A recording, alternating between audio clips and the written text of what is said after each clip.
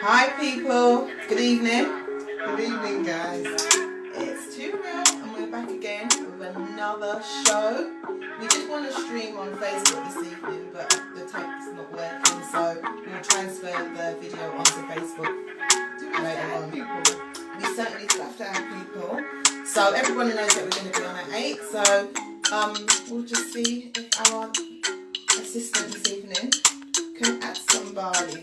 Can you add people, please? That arrow there, on there. Just press the arrow. Your head in it. Just press the arrow, yeah. Very lightly, very lightly. And And just press send. On all of them. Oh Don't God. touch the phone.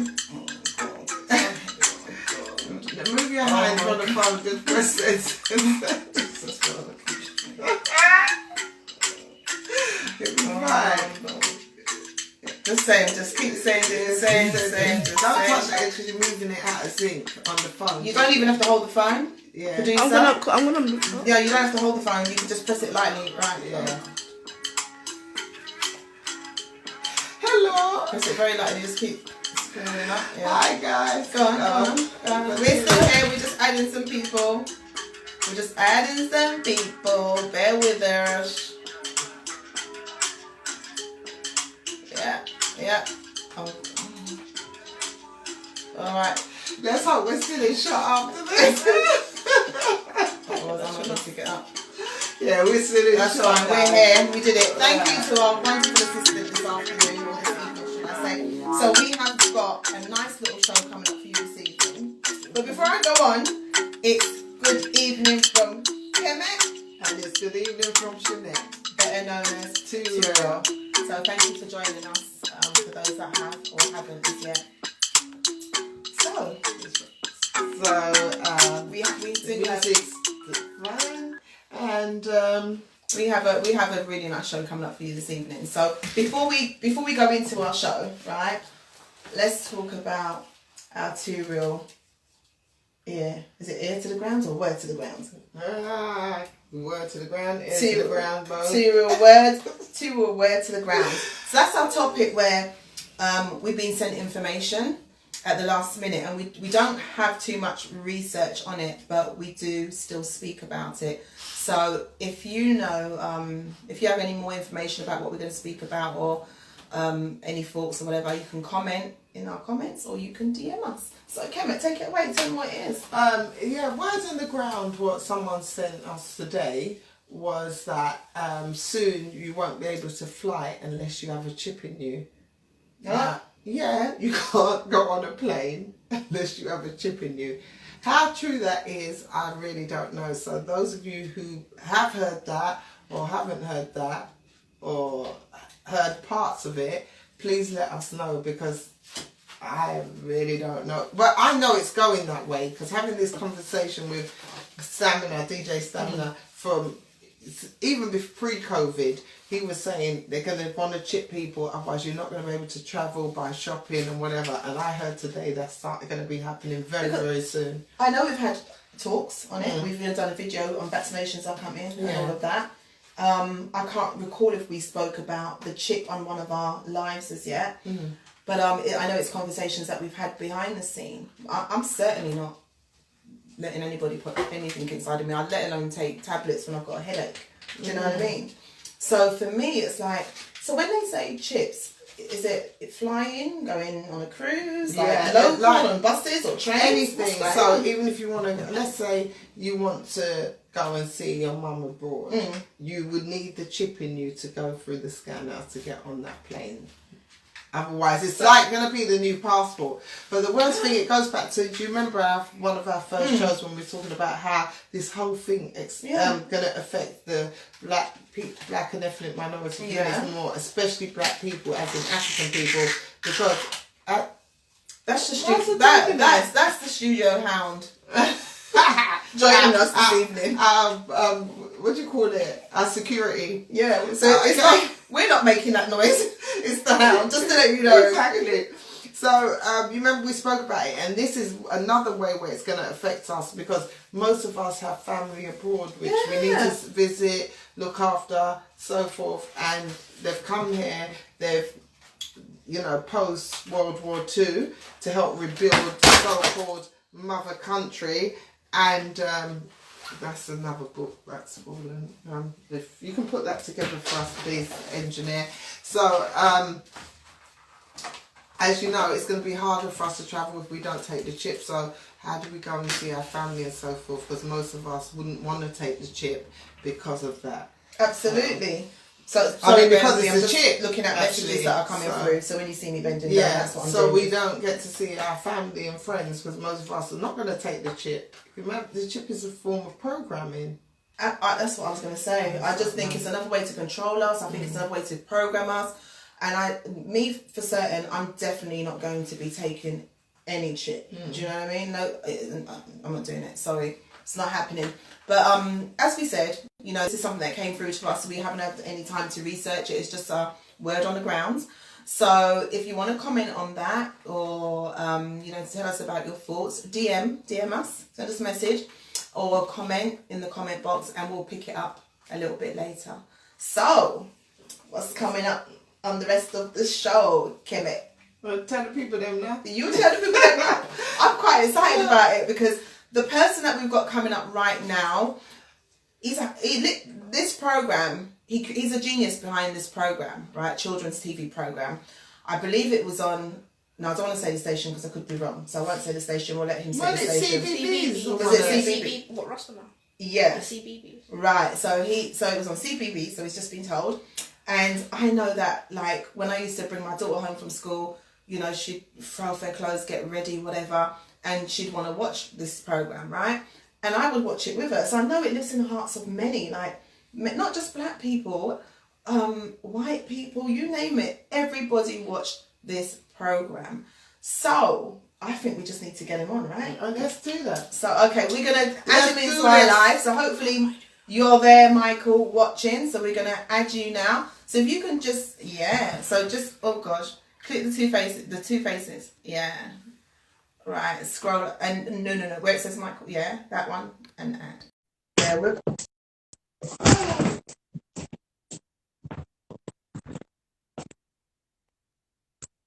Good evening. Just had a little bit of accident there, so bear with us while we adjust our camera. That's fine now. Okay? Yeah, that's right. Well done. Can you see me good? Good evening, Brother Michael. How are you? Good evening. I'm all right. I'm well. Hello. Good. I sort the technical stuff out. Good. Well, good job you got Jeanette on that one because I haven't got a clue. We did it. Yeah. It takes a team to get it right. But just bear. But there you go. Just bear with me one moment. We've just got to make sure we've got this camera right. We just had a little bit of an incident with it, so we just got to make sure we've got it right. So bear with us.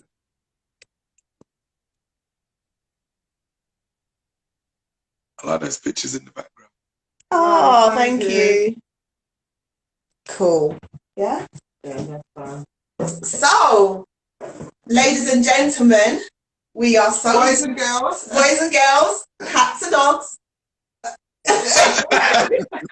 We have one of Vision... I don't know, but we are just so blessed and honoured to have this gentleman grace us on the Two Real show this evening because he really is like a children's TV show legend. And without further ado, we're not going to take up any more of our time introducing you.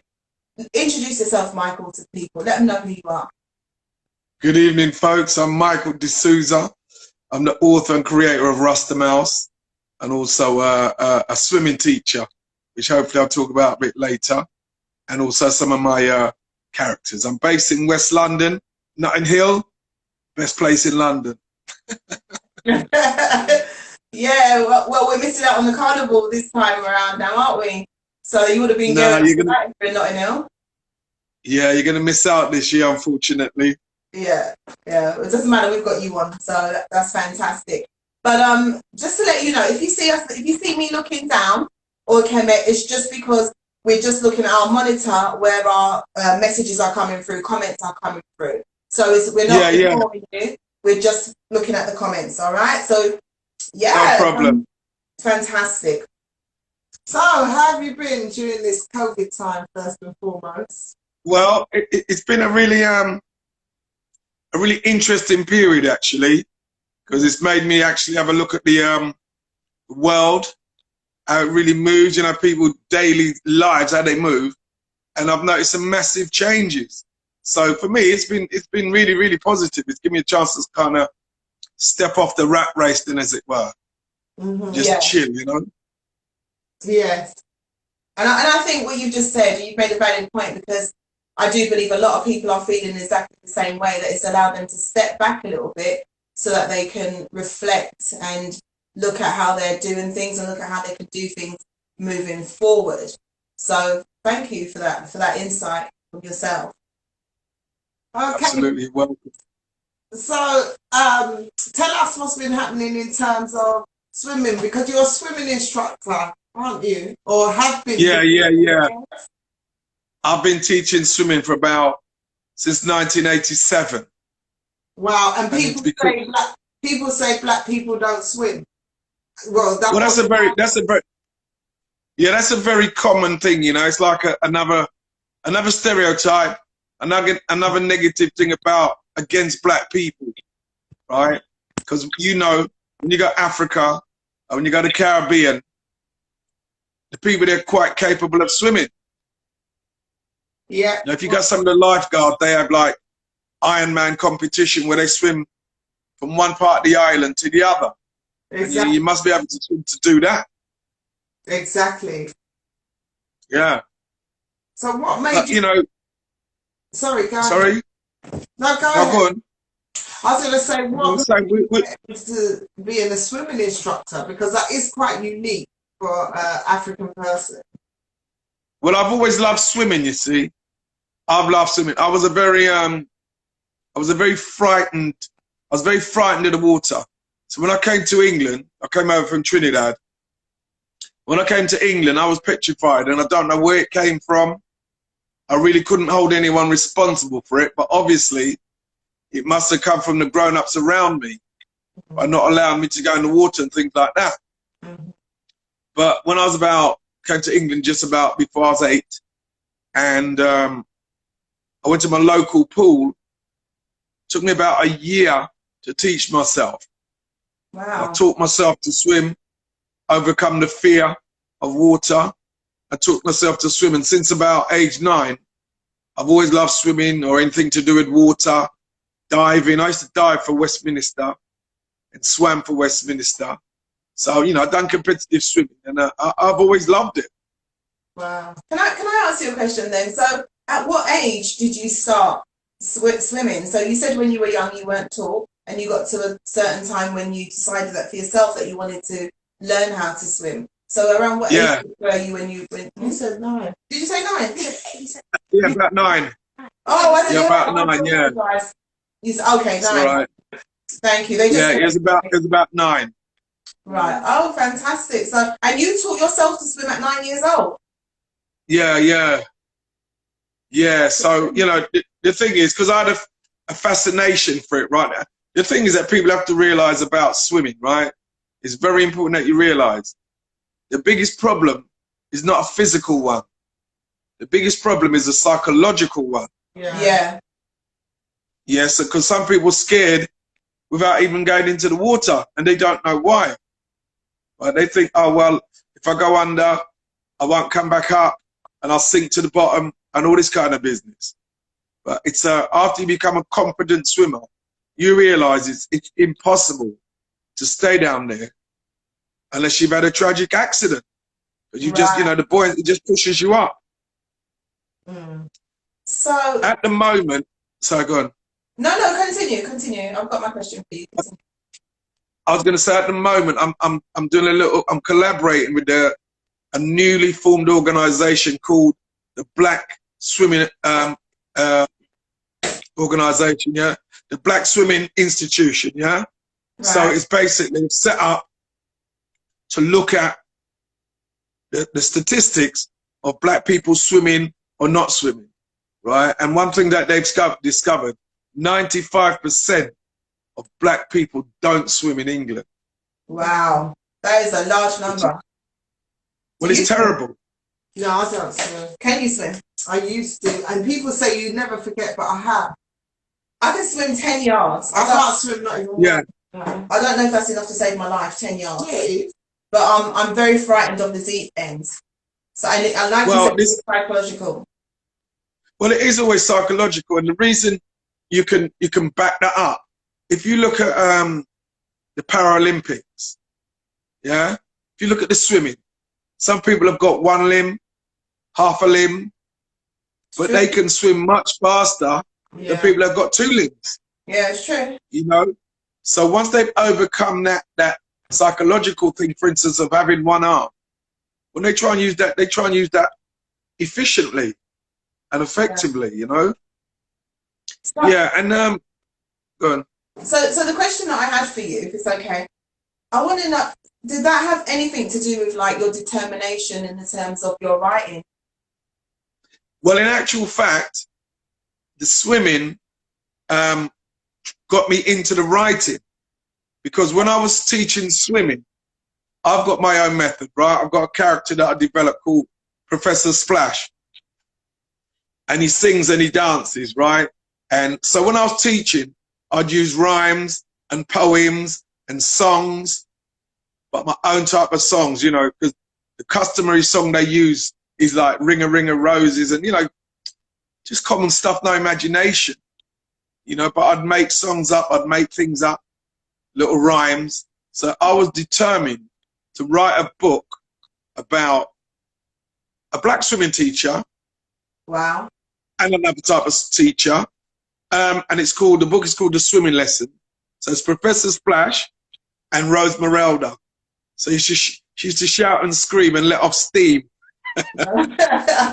So, give us an example of one of the rhymes you'd use to a new swimmer. All right. If you go in the water, this is for people that go in the water, right? Or can't go in the water. Says, when you go in the water, you must always think, is this something that I should drink? If I don't want to cough and get into trouble, I'll puff out my cheeks and blow some nice bubbles. Oh, yeah, because you have to blow in the water, yeah. It's good. But that's it. Very good. It's very genius. Very But also we got this one where I create some different strokes. So there's one stroke, the main stroke we teach is called the crazy crocodile. Because what I like to do, when children come to me, I like to make it interesting. Right. If you, for instance, you tell them about the crawl and the front crawl, what children know about crawling is a baby on the floor. Yes. That's what they know about crawling. So I said, I don't want to add to that sort of confusion. So I made up something completely different. Now, to remember how to do the crazy crocodile, there's a rhyme as well. It says, bend your arm like a boomerang, stretch it like an orangutan, kick a while, turn and smile. That's the crazy crocodile. Oh, I love that. So yeah, so go on. No, you go ahead. No, I'm listening. I want to listen to your questions. I could talk all day. All right, okay. No, I just wanted to say, so your show was taken on, is it CBBS? Was it CBBS? Yeah.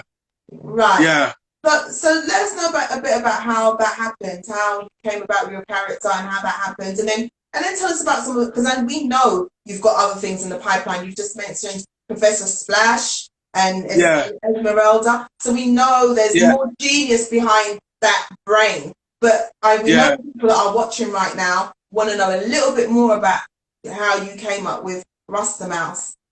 Right. All right. Well, what I'd say, look, as I said, when I was determined I'd be in my bonnet, I'd be in my crown to get this book out, because I wanted to reverse the negative attitude towards black people and swimming. I had to reverse that. So this is why I came up with these characters. But at the time, I had a little daughter. So I used to spend a lot of time with her. And when I was spending time with her, I used to write all these different rhymes and write all these different things. And one of the things I wrote about was Rasta Mouse, a little Rasta Mouse that said basically his life started off quite rough. He didn't have no money to pay his rent. So he was kicked out and he had to live in a tent. And he made his mind up that he really was going to do that. So he went around and became a handy mouse, and he went back to the house that he lived in and said to him, listen, I'm a handy mouse. And she said, I need you to fix my tables and chairs, but I don't know if you can fix under the stairs. And he said, yeah, that's his speciality, fix under the stairs. She never saw him for 25 years. Love it. So it started off like that. It was just a rhyme. Yeah. And then I just realized that I was developing this knack for writing. But little, just little verses, little rhymes, little simple little things. And with the Rasta Mouse, a friend of mine, his wife was an illustrator. So I took some work round by their house to go and visit him. And then one day she called me and said, listen, I want to show you something. So I went round and she showed me this image of this little mouse. And I said, yeah, that's perfect for Rasta Mouse. God, I just wrote it. I didn't really have a great idea of what it would look like. So when she came out with it, I thought, great. So then I wrote the story. We wrote together and sent it off to publishers, which we got a deal for. It went to Milan and Bologna, which is a major book festivals in Europe. Mm-hmm. There's one in Frankfurt, one in Milan, and one in Bologna in Italy. So we took it there, but not very much came from it, because at the time I think the Americans weren't coming to England, so the publishing world were really just always rallying around the American publishers. I don't know why, and they were also saying that if it's in rhyme, it won't translate and all this kind of business, right? So even though they gave me some money for doing it, they left it there. So they reverted the rights back to me. So I took the rights and I said, well, do you know what? I'm going to go in my own pocket, do it myself and become a publisher. So I went through all the process of getting the barcode and the ISBN number and whatnot. I sourced a printer in Singapore, costed it out, sent them my money, and that was it, and produced my first book. I had a room full of books. Excellent. And yeah, and that was A Crucial Plan, which was my first book, Rasta Mouse and the Crucial Plan. Oh, brilliant. So, yeah. On a more serious note, because a lot of creative black people we've come to know since doing our shows do not get paid for their intellectual property. Mm-hmm. A lot of them have been ripped off on the music scene, in any form of performing arts, whether it's writing or literary arts as well. Did you get your whole just dues in terms of for your intellectual? Because I published it myself. Because I published my book myself, right? The intellectual property belonged to me. Great. So I went to the patent office and registered the image and the name as being mine. Great. Okay. And I still own it up till I've got to renew it on the 2024. Okay, excellent. Well done. Because we don't do that. We don't patent things. We don't have it, and then people steal our things and run away with it. And even when we do, we still have a fight because they make it another version of it and claim it. So it's very, very difficult for us. Shanette, do you want to read out some of the questions which people may have had for? I'm not able to do that at the minute, so we'll just keep on. We'll just keep on. So, is there anything else that you'd like us to know, Brother Michael? Your new characters. I mean, we've got you so greatly graced us with Muddle Mystery, which my grandchildren love, with the magnetics and everything. And it's such a brilliant book. How did it come about? That's a new release, and it's not released yet, or is it just being released? With the Muddle Mystery. Yes. Well, in actual fact, I did a deal with because I didn't publish those. Okay. So I got those from Macmillan. Okay. So I'm the only one you can't get those anywhere else. Okay. It's just exclusive to me. Yeah. So and we got about they have to come to you for that, for Muddle Mystery. Because I think it's such a brilliant book. Excellent. Because I'm down Portobello Road. I'm down Portobello Road every Saturday. I've got a stall. Okay, great. So we sell the books. Now, what I would say about, you know, to some of your viewers and your listeners about, you know, when they've got their idea, the thing is, what you have to remember is this. People generally don't steal incomplete stuff, generally. Because if you look, for instance, at a popular character, right? Forget Rustam, I'll say like Frozen, yeah? When you go to the markets, you see cheap copies because they've already made their millions, right? Some work has already been done. So once the work is done, someone can steal it. But it's very rare someone's going to take a work in progress and steal it, unless it's a really big organization, yeah, that can really, well, they don't have to do much work, yeah, because they don't want to take something that's half-baked. So I'd say people have to sort of, don't be too scared. You know, if you've got something, because people get very precious, they got a story, show people, because that's the way you get to find out what's what, really. You know, so don't be too precious with stuff. I agree, because a lot of the times people say, well, I don't want people to know yet, and they keep it to themselves. So even when someone else does it, you don't even, and they say, well, that was my idea. No one knows because you've kept it to yourself. You get the word out. Absolutely. People know, well, hold on a minute. Kemet just took Shanette's thing because I remember Shanette talking about that and everyone could vouch for it, do you know? So it's exactly so important. So I'm a person like that. I normally do say what I do. I'm very transparent like that. And also, there's it's very important.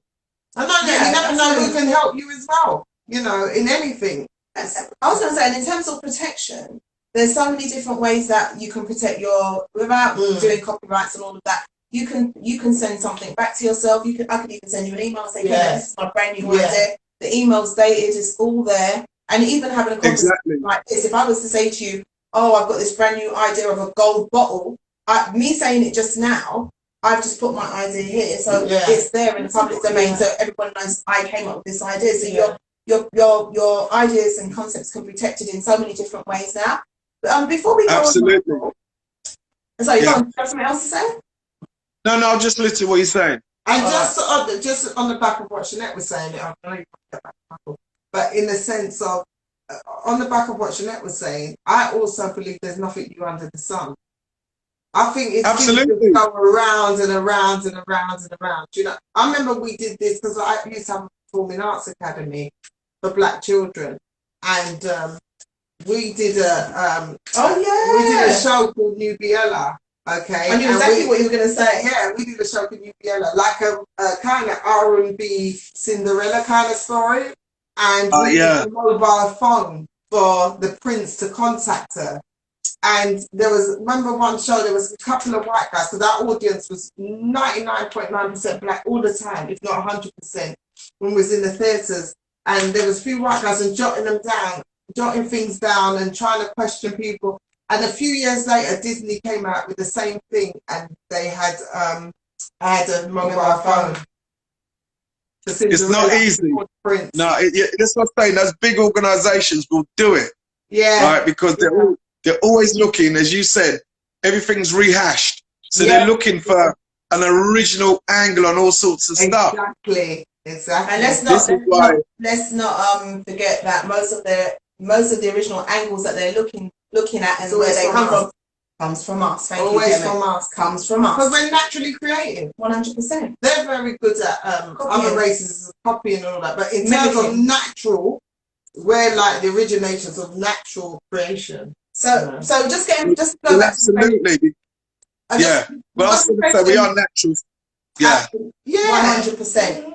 And we have some questions for you, Michael. So I'm not sure who this one was from, but the person's questions and said, they're not a great swimmer, but what is your advice? What advice would you give to somebody starting back swimming from scratch? Well, I would say acclimatise yourself with the water, stay within your depths, and just make sure you're comfortable, whether it's walking, running, jumping. make sure you're comfortable and you're not nervous in any way. Don't do anything that you can't handle. And also, don't worry about other people. You know, if you're an adult and you can't swim, it's much better to stand up and say you can't swim than to go out and just drown. Exactly. That's so true. I've got a question for you in terms of the swimming. So like I said, I can swim and I'm not a strong swimmer at all. And I think I need more skills. I don't know, I need to learn the skills of swimming. But and I'm frightened for some reason to go in the deep end. So in terms of just the deep end situation, what advice would you give to me and anyone else that's frightened of going in the deep end? Because that really is my biggest fear. Well, what I would say is just like anything else, with any fear, you have to face the fear. You have to understand what you're scared of, right? First and foremost, right? You think you're just going to sink like a stone. Well, you're not going to sink like a stone. That's the point. So what you have to really do is get some proper professional information. If you're going to go on your own, get some proper information where people can tell you about buoyancy and the properties of water, right, and how it works on the body. Because put it this way, this is what I always say to people. They say, well, I can't swim in the deep end, and I can't do this, and I can't do that, right? Well, just imagine this. If you went in the deep end with no water and you jumped in the swimming pool, what would you do? Probably break up your leg. You're kicking. No, there's no water in the pool. Oh, he said with no water, but if it's the deep end, I'm probably going to crack my skull. I don't know. Exactly. And what would you do if you did that? What would you do if you did that in the shallow end? Probably crack your skull as well. Yeah. Right, so what I'm trying to show you, see, with the water there, that's what stops you getting to the bottom of the pool. Right. Because the water keeps you up. So if you, say for instance, if you jump in and keep yourself like a pencil, you go straight to the bottom, but you'd come straight to the top. But if you jumped and you move your body in any way, like for instance, if you splash your hands down on the water, that keeps you up. Because anything pressing down on water lifts. And anything lifts in the water goes down. Yeah, so if you want to go deep, you lift both arms around, keep your legs straight, and you go to the bottom. If you want to stop that, you just press down on the water, because the water is a solid. It's not air, is it? Right. It's a substance that you can touch. You can feel it, and it supports you. So what I would say, if you go in the deep end, for instance, lower yourself in the water, hold on to the side, put your head under water with your arms stretched, yeah? Lift your hand off the side and see what happens. You see one sink straight away. Okay. And that's the fear. People think they're going to sink straight away, but you don't. You don't. Once you, that keeps you afloat. Okay. So, thank you. Yes, sir. Thank you for that bit of advice. I'll definitely take it, and I will give it a go the next time I go swimming, and I'll report back. Yeah. I will report back to everyone. Good luck with that one. That's if I can't. But I've got one question for you from Vivica. Or is it a gift? I'm not sure, but I think it was from Vivica. And she asks, where can people find your books? Port Vila Road. Well, I'm in Port Vila. Oh, sorry. On a Sunday. What's that? No, she's sorry. She's in the. Are you online? Are you online? Because she's in the States. They're in the States. Oh well, she can always get a message to me at michael@rustermouse.com. Right. Okay. Did you hear that, people? michael@rustermouse.com. So if you want to buy any of his books online, hit him up there. michael@rustermouse.com. Yeah. And if they want to get it physically and they're in England, I'm in Portobello Road every Saturday, including tomorrow, and they'll get a book signed. If they come and get booked, they'll get a book signed. What times are you there from until? I'm there from 10 o'clock or 10:30 actually till 6 o'clock. Okay. Depending on the light, yeah. Right. And they'll get the books at a reduced price as well. Oh, fantastic! So, yeah. so I want to know, when you had your show commissioned to be on CBBC, like, yeah, in terms, like what we're going through now with all the racial tension, the inequalities, like that. This was like quite a few years back. So, how how was it for you? Like, did you face any of those kind of racial divisions and inequalities? What with dealing with the BBC and all that? You mean? Yeah, yeah. Or in any way? Well, no, because I'll tell you what happened.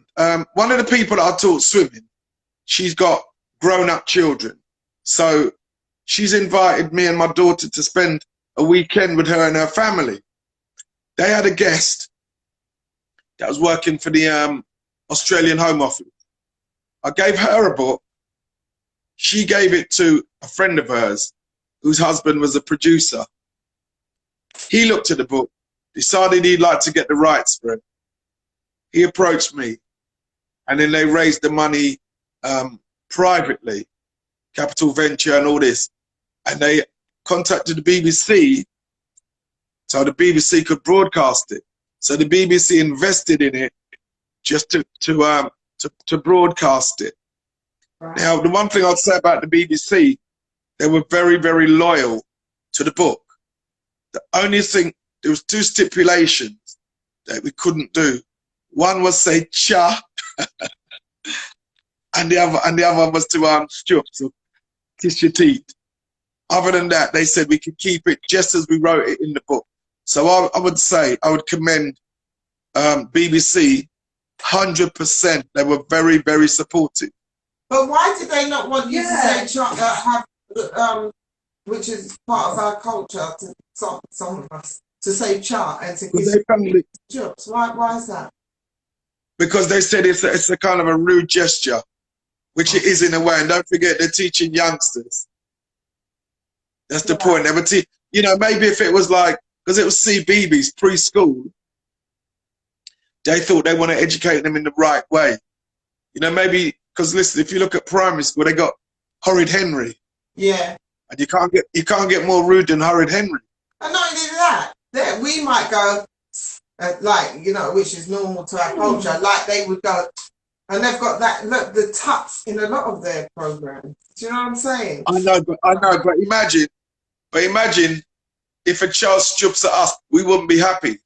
Yeah, but they might not choose us, but even if they tie at us, we won't be happy. But for them to do it among their peers, that's fine. Yeah. Like, if there are things you might see some, well, I don't know, maybe adults in. Yeah. Well, I don't know. Well, to be honest with you, because it was only those 2 minor points, yeah, I didn't have a problem with it, because basically I wanted a black character to be, because Rustamouse, I don't know if you're aware, but it's the first black character on British television ever. Yeah. So, you know, yeah, that's a great. And that's all you wanted. That's all I wanted, because you wanted a black character, because we all contribute to this world. Yeah. Absolutely. And we've all got a message. We've all got a message. So I wanted it to be a universal message, which the hangline in Rustamouse was making a bad thing good. Yeah. Yeah. Because, you know, that's what you want. You want children to be aware that they make mistakes. And there is a price to pay, but it doesn't always have to be heavy.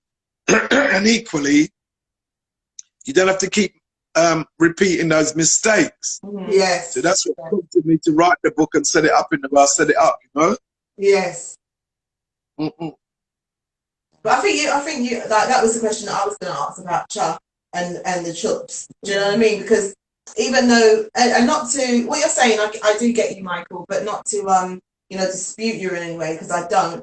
But I was kind of playing it out in my head, like when I was at home, and if I'd have said, my mum had said something, I went, or I would have said cha, it probably would have been, who are you talking to? Just that kind of thing, but it wouldn't have been, but even if you went, it would still be a problem. But I'm saying, but if I'm talking about amongst children, like if my grandchildren play together, they'll be like, no, it's nothing. That's what I was getting to. There's a respect for adults, but if they're doing it amongst themselves, so, and that's what I'm saying. So if it was kind of depicted sorry, Michael, if it was kind of depicted in that way, so it you know, if it's shown that when you're talking to adults, just like normal English terminology, you say, like when you say, if one of my children, Kevin was to ask my child something like, you know, Shamara, even at 30 turned around and said, what?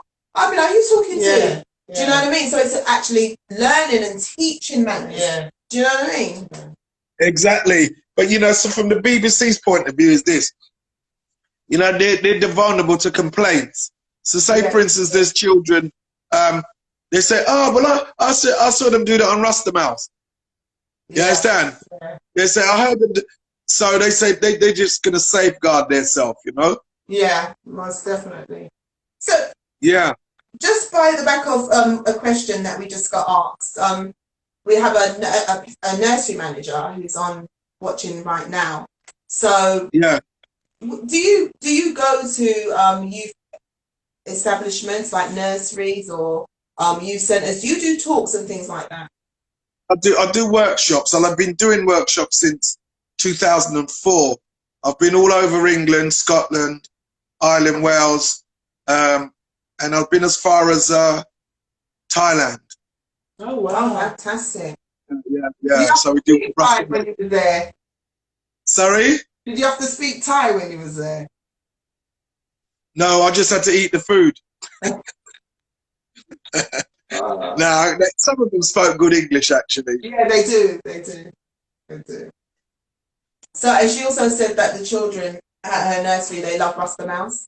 All children. Okay. Yeah, that's not surprising. Yeah. Like I said, it's a household name. Yeah. And young and old love Rasta. I used to watch it with my daughter, so you know. Well, you know, I've got to be honest with you, right? It's been an overwhelming type of thing because everywhere I go, I always get an outpouring of love, which really lifts me because, you know, to create a character that people actually love, it's a wonderful feeling.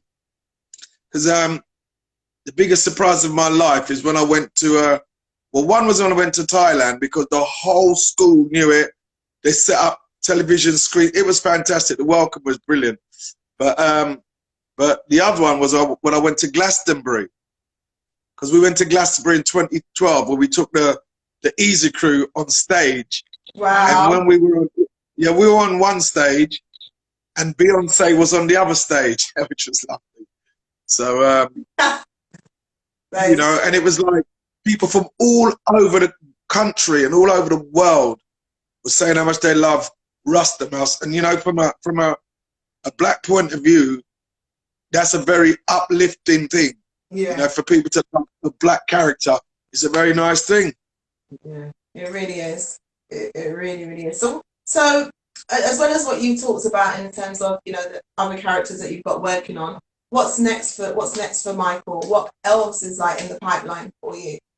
Right. Well, the two major projects is the swimming book, which is called The Swimming Lesson. I'm working on that one. But there's one prior to that, which is Little Bruv, and the book is called Get Me Bruv, which is a book of rhymes. But I will say, prior to this, right, I've written a calypso, a swimming song, right, called The Water Dance, and it was recorded for me by the late Arrow, you know, Hot. Yeah. He recorded it for me, right? So I'm going to probably put that in the book as well. Because basically it was a song with 6 verses of how to go through the process of swimming, right? So what I'm going to do, just very quickly, right? I'll tell you the first verse and the chorus so you can get the idea, right? So the chorus is, shake your hips and jump and prance, jump and do the water dance, jump and skip across the pool, jump and skip all the way to school. Anywhere that you get a chance, jump and do the water dance. And the verse is like this. This is your first day in the pool, so it's best to take things cool. Your heart's in a nervous mess as the water splashes your chest. You want to turn and run away, but your legs just buckle away. You're in a slippery place. You go crashing on your face. Shake your hips and jump and prance sometimes. It's like that. Well done. That's amazing. I can't wait. And for the legend Arrow to do it. Yeah. He did it well. He did it well, and it's the first swimming calypso. It's the first swimming calypso. So I'll be working on that, you know, to make sure the music and all that, right? But my latest character, the one I'm working on, I hope to get it out by March, is Little Bruv, which is a book of rhymes And the idea is, again, I'm using another black character. He's got mixed heritage and all that this time, right? But basically, he's a genius in as much as he's got massive vocabulary. He's not a specialist in anything in particular, but because he's got so much words, so much vocabulary, he's just got this knack of putting things together. So what I'm trying to use Little Brother as to encourage children, particularly boys, to get writing. Right now, Well done. you don't want to intimidate them so you just say, well, look, listen, you can do a small rhyme, then that's just a completed piece of work. So if they do 4 small rhymes, that's 4 that they've completed, as opposed to starting a story and getting stuck. So we're trying to show the importance of that and show that poetry, rhyme is everywhere, especially now on television. They're using a lot of rhyme in adverts, aren't they? Yes, they are. Especially Nat West and all those sort of banks. Yes. I do it. So I think it's an area where we can use to get the children into writing. And it starts from very young, like you were saying about nurseries and all that, right? We've got rhymes for the nursery, which the first one I'll tell you now, it's called Message from an Ex-Baby. You there? Yeah, message from an ex-baby. You ready? But the thing is this, right? I'll only say it to you if you promise to remember it and recite it yourselves. Okay, I will try. I can't promise anything right, Michael, but... All right, repeat after me. Message from an ex-baby. Message from an ex-baby. Right. I will tell you why I'm happy. I will tell you why I'm happy. I no longer wear a nappy. I no longer wear a nappy. I no longer use a dummy. I no longer use a dummy. Ask my daddy or my mummy. Ask my daddy or my mummy. This is it. So this is what the children would have to repeat. Okay, let's see if we can do it then. Yeah, can I we do will it? tell you why I'm happy. I no longer wear a nappy. Something why I don't suck a dummy. I no longer suck a dummy. Ask my mummy and my daddy. Boom. Very, very good. But I've got to point out, daddy comes first in this one, I'm afraid. Okay, right. And my daddy and my mummy.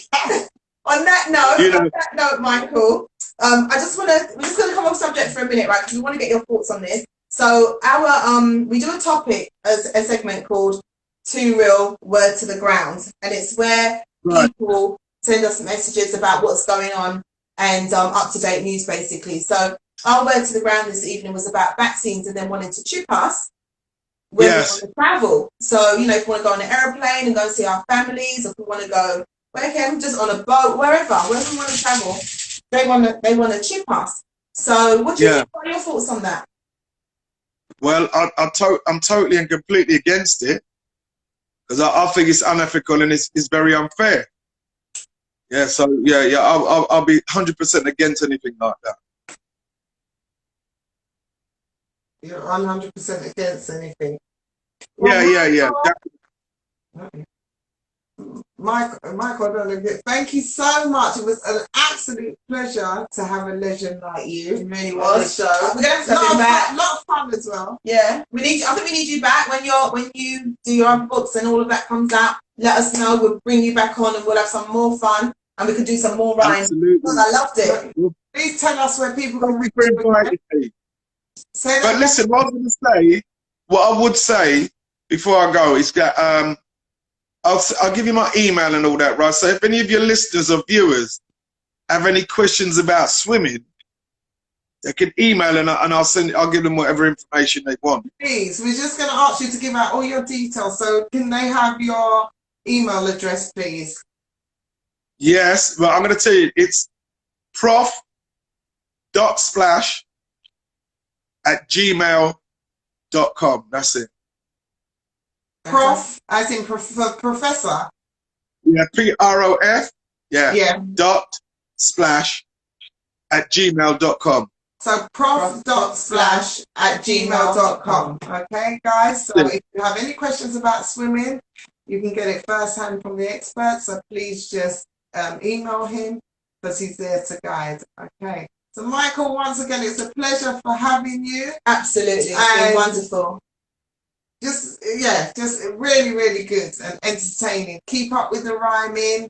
Keep up with getting those books. You guys know if you need to get a book from Michael, go to Portobello Road. He will sign it for you. He's there on a Saturday morning, 10:30 till 6.